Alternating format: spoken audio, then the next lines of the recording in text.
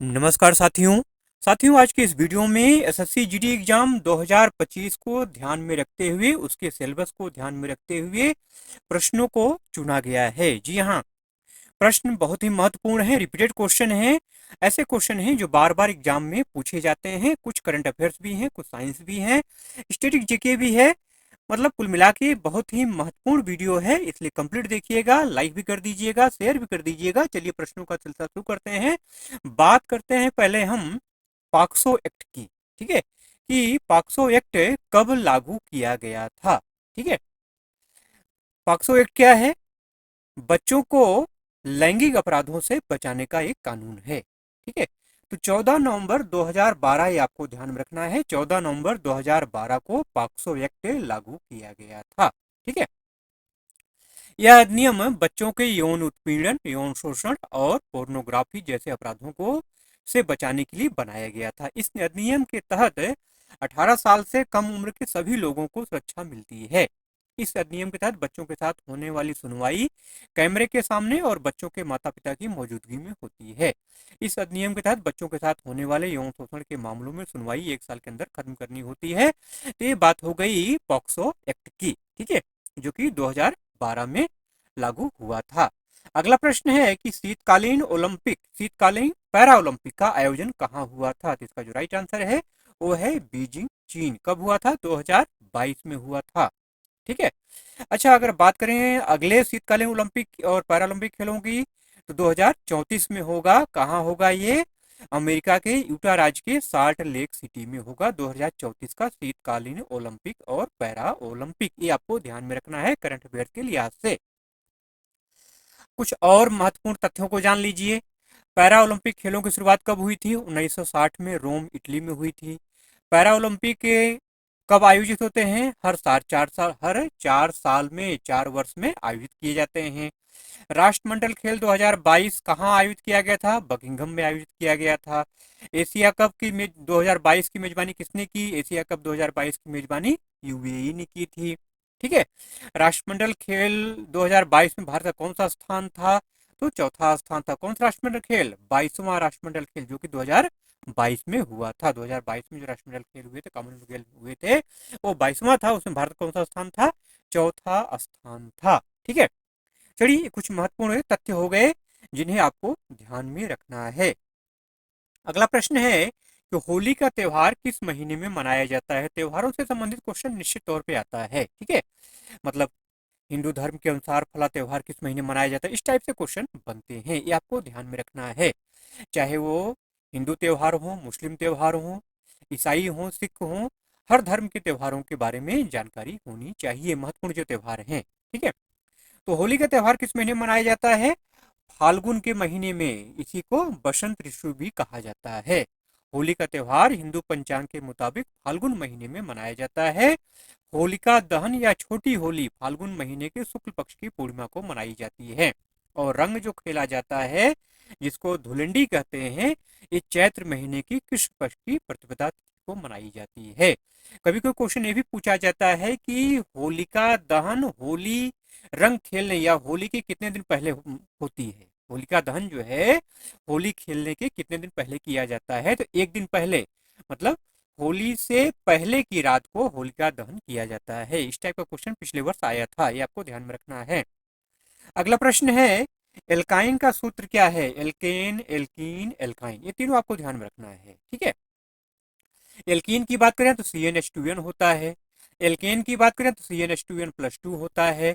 और एल्काइन की अगर बात करें तो CnH2n-2 होता है। ठीक, अगला प्रश्न है उत्तर भारत से आने वाली कौन सी हवाएं मौसम पर प्रभाव डालती हैं? तो हिमालयी हवाएं। जी हाँ दोस्तों, हिमालयी हवाएं। हिमालय अगर हिंदुस्तान में ना होता तो शायद मौसम का स्वरूप ही कुछ और होता। उत्तर भारत की जलवायु के लिए हिमालय महत्वपूर्ण है, क्योंकि यह दक्षिण पश्चिम मानसूनी हवाओं को भारत से पलायन करने से रोकता है। यह पश्चिमी विक्षोभ को अरब सागर से बाहर निकलने में मदद करता है। यह बंगाल की खाड़ी से आने वाली हवाओं को भारत से भागने की अनुमति देता है। ठीक है, तो बहुत सारे महत्वपूर्ण तथ्य हैं, इनको आपको ध्यान में रखना है। अगला प्रश्न है कि पानीपत का प्रथम युद्ध कब हुआ था? पानीपत के 3 युद्ध हुए हैं, प्रथम, द्वितीय, तृतीय। तीनों के बारे में हम डिटेल में बात करेंगे, इसलिए कंप्लीट देखिएगा, छोड़ के मत जाइएगा मेरे भाई। ठीक है ना। पानीपत का प्रथम युद्ध कब हुआ था? 21 अप्रैल 1526 को हुआ था। किसके बीच में हुआ था? बाबर और इब्राहिम लोदी के बीच में हुआ था।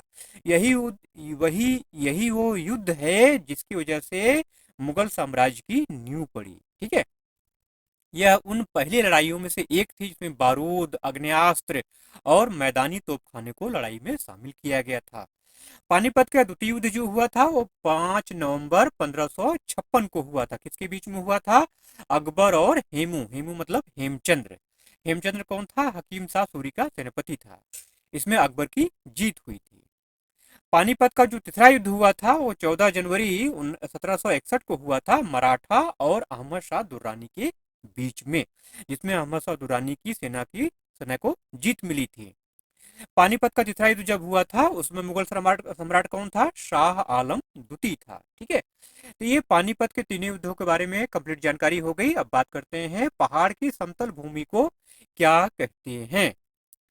ये क्वेश्चन है एसएससी जीडी के लिए आपके लिए बहुत महत्वपूर्ण है। जीडी में आपके हिंदी भी आता है, तो हिंदी के लिहाज से क्वेश्चन आपके लिए बहुत महत्वपूर्ण है। ठीक है, तो पहाड़ की समतल भूमि को क्या कहते हैं? अधित्यका। अधित्यका, पहाड़ के ऊपर की समतल जमीन जो होती है ऊपर की, उसको क्या बोलते हैं? अधित्यका कहते हैं। अधित्यका जो है एक स्त्रीलिंग शब्द है। अधित्यका शब्द में उपसर्ग अधि और मूल शब्द त्यका है। ठीक है, अधित्यका का शब्द का जो विलोम होता है वो होता है उपत्यका। ठीक, तो हिंदी के लिहाज से क्वेश्चन बड़ा महत्वपूर्ण आपके लिए है। अगला प्रश्न देखते हैं, ऊर्जा का प्राथमिक स्रोत क्या है? साइंस का प्रश्न है। सूर्य। ठीक है, सन। ऊर्जा का प्राथमिक स्रोत क्या है? सूर्य है। सूर्य ऊर्जा पृथ्वी पर सूर्य ऊर्जा का प्राथमिक स्रोत है। सूर्य पृथ्वी की जलवायु प्रणाली के लिए ऊर्जा का मुख्य स्रोत है। सूर्य की वजह से ही पृथ्वी पर जीवन संभव है। सूर्य अपनी ऊर्जा परमाणु संलयन से प्राप्त करता है। कभी कोई क्वेश्चन पूछा जाता है कि सूर्य की ऊर्जा का स्रोत क्या है, तो परमाणु संलयन। किसका परमाणु संलयन? हाइड्रोजन नाभिक। ठीक है, हाइड्रोजन नाभिक एक साथ मिलकर के हीलियम नाभिक बनाते हैं। इस प्रक्रिया में बहुत अधिक ऊर्जा उत्पन्न होती है। ठीक है, अगला प्रश्न है कि भारत में हरित क्रांति का जनक किसे माना जाता है? तो हमें स्वामीनाथन, मनकोम्बू स्वामीनाथन। ठीक है, नॉर्मन बोरलैग को हरित क्रांति का जनक माना जाता है। कभी कोई क्वेश्चन पूछा जाता है कि हरित क्रांति की वजह से किस फसल की पैदावार सबसे ज्यादा हुई, तो है गेहूं। चावल की भी हुई लेकिन गेहूं सबसे ज्यादा हुई। हरित क्रांति की शुरुआत कहाँ से हुई, ये भी प्रश्न पूछा जाता है। तो 1665 में पंजाब से हुई। हरित क्रांति में कौन सी किस्म की बीजों का यूज किया गया? तो HYB। HYB hybrid yield variety, मतलब उच्च उपज देने वाली किस्में, HYB बीजों का इस्तेमाल किया गया। अगला प्रश्न है कि वर्तमान समय में झारखंड के मुख्यमंत्री कौन है? तो हेमंत सोरेन इसका राइट आंसर है। हेमंत सोरेन जो है झारखंड के 14वें मुख्यमंत्री हैं। ठीक है, करंट अफेयर्स की बात हो गई। बैरोमीटर से क्या नापते हैं? बैरोमीटर से वायुमंडलीय दाब नापा जाता है। ठीक है, बैरोमीटर को वायु दाब मापी भी कहा जाता है। अच्छा, बैरोमीटर का आविष्कार किसने किया? इतालवी वैज्ञानिक इर्वे जिलिस्टा टोरिसेली ने 1643 में किया था। ये आपको ध्यान में रखना है। बैरोमीटर काम कैसे करता है?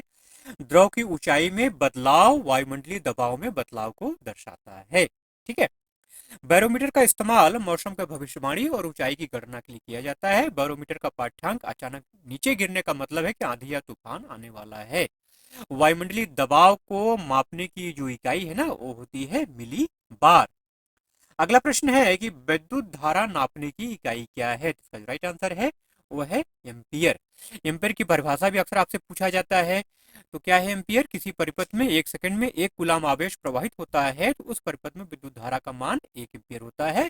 ये आपकी एम्पियर की परिभाषा हो गई। ठीक है, नापते कैसे हैं? विद्युत धारा मापने के लिए एमीटर नामक यंत्र का इस्तेमाल किया जाता है। ठीक, अगला प्रश्न है कि विषु त्योहार किस धर्म के लोग मनाते हैं? विषु त्योहार किस धर्म के लोग मनाते हैं? हिंदू धर्म के लोग विषु त्योहार जो है हिंदू धर्म के लोग मनाते हैं। ये त्योहार केरल और तमिलनाडु के आसपास के इलाकों में मनाया जाने वाला हिंदू त्योहार है। मलयालम नववर्ष की शुरुआत का प्रतीक है विषु। इस त्योहार में भगवान विष्णु और उनके अवतार कृष्ण की पूजा की जाती है। इस त्योहार को फसल उत्सव के रूप में भी माना जाता है। अगला प्रश्न है कि भारत में हरित क्रांति की शुरुआत कब हुई? हरित क्रांति से संबंधित 2 क्वेश्चन मैंने करा दिया आपको आज। हाँ, क्योंकि हरित क्रांति का टॉपिक जो है ना बहुत महत्वपूर्ण है। 1967-68 या कहीं कहीं 65-68 भी मिलता है, दोनों आंसर सही है। 1967-68 जो है ये भारत में हरित क्रांति की शुरुआत मानी जाती है। इसे भारत सरकार और अमेरिका की फोर्ड एंड रॉकफेलर फाउंडेशन ने मिलकर वित्त पोषित किया था। ठीक है, ध्यान रखना है आपको। नॉर्मन बोरलैग को हरित क्रांति का जनक माना जाता है, आपको ऊपर मैंने बताया था अभी आपको जो है। नॉर्मन बोरलैग को 1970 में नोबेल शांति पुरस्कार से सम्मानित किया गया था। अगला प्रश्न है कि सितंबर 2022 में किसे चीफ ऑफ डिफेंस स्टाफ बनाया गया? तो retired lieutenant general Anil Chauhan, ये भारत के दूसरे सीडीएस हैं। ठीक है। अगला प्रश्न है कि संविधान की किस अनुसूची में भाषाओं का उल्लेख है? तो 8वीं अनुसूची, टोटल 22 भाषाएं हैं। ठीक है। इस अनुसूची में 22 भाषाओं को शामिल किया गया। असमिया, बंगाली, गुजराती, हिंदी, कन्नड़, कश्मीरी, कोंकणी, मलयालम, मणिपुरी, मराठी, नेपाली, उड़िया, पंजाबी, संस्कृत, हिंदी, तमिल, तेलुगु, उर्दू, बोडो, डोगरी।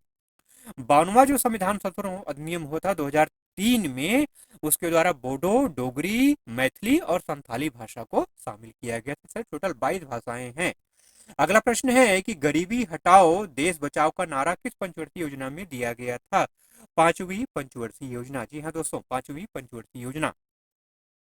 1971 का जो आम चुनाव हुआ था ना, उसमें इंदिरा गांधी ने नारा दिया था। ठीक है। 5वीं पंचवर्षीय योजना का मूल उद्देश्य ही था क्या? गरीबी हटाना, निर्धनता उन्मूलन। अगला प्रश्न है कि मिल्खा सिंह ने पहली बार गोल्ड मेडल कब जीता था?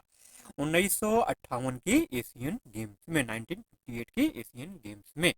ठीक है। 400 मीटर दौड़ में स्वर्ण पदक जीता था मिल्खा सिंह ने। मिल्खा सिंह को फ्लाइंग सिख के नाम से भी जाना जाता है। ठीक है। 1958 और 1962 के एशियाई खेलों में भी उन्होंने स्वर्ण पदक जीता। 1960 के ओलंपिक में मिल्खा सिंह चौथे स्थान पर रहे।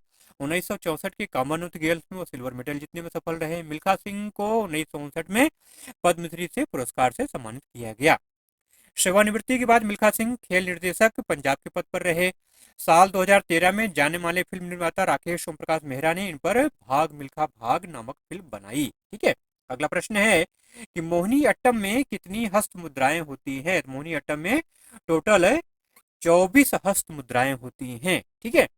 हस्त मुद्राएं मतलब हाथ से जो है जो मुद्राएं बनाई जाती है, कितनी होती है? टोटल 24 होती हैं।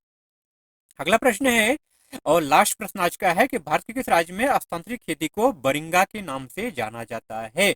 तो उड़ीसा, ध्यान रखिएगा, उड़ीसा राज्य में स्थानांतरित कृषि को बरिंगा के नाम से जाना जाता है। इसके अलावा उड़ीसा में इसको बरिंगा के अलावा पोडू, डाबी या कोमान के नाम से भी जाना जाता है। ठीक है।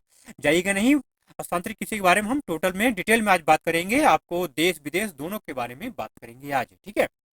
स्थानांतरित कृषि को झूम कृषि या कर्तन या दहन कृषि के नाम से भी जाना जाता है। यह एक आदिम प्रकार की कृषि है जिसमें पेड़ों को काटकर जलाकर वन भूमि का एक टुकड़ा साफ किया जाता है, फिर उस पर खेती की जाती है जब तक मिट्टी में उर्वरता रहती है। कब तक खेती की जाती है? जब तक मिट्टी में उर्वरता रहती है तब तक इस जमीन पर खेती की जाती है। इसके बाद किसान नए खेतों की ओर बढ़ते हैं। स्थानांतरित कृषि या स्लेश एंड बर्न कृषि को झूम कृषि के रूप में भी जाना जाता है। ठीक है। अब चलिए हम थोड़ा सा नाम को देख लेते हैं कि विश्व भर में स्थानांतरण कृषि के स्थानीय नाम क्या हैं।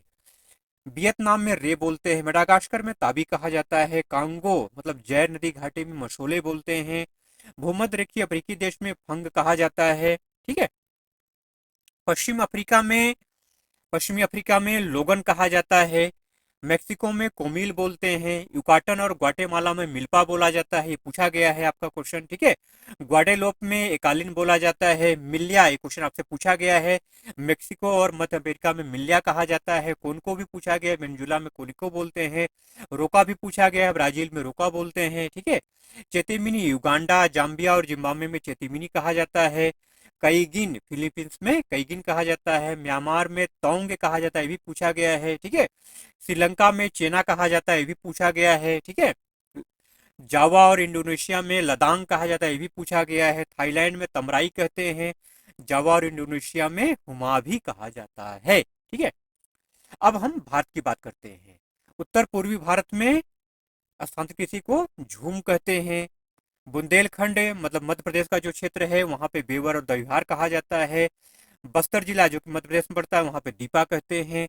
दक्षिणी राज्य में जरा और एरका कहा जाता है। दक्षिणी पूर्वी राजस्थान में बत्रा कहते हैं। आंध्र प्रदेश में पोडू कहा जाता है। केरल के पश्चिमी घाट के पहाड़ी क्षेत्र में कुमारी कहते हैं।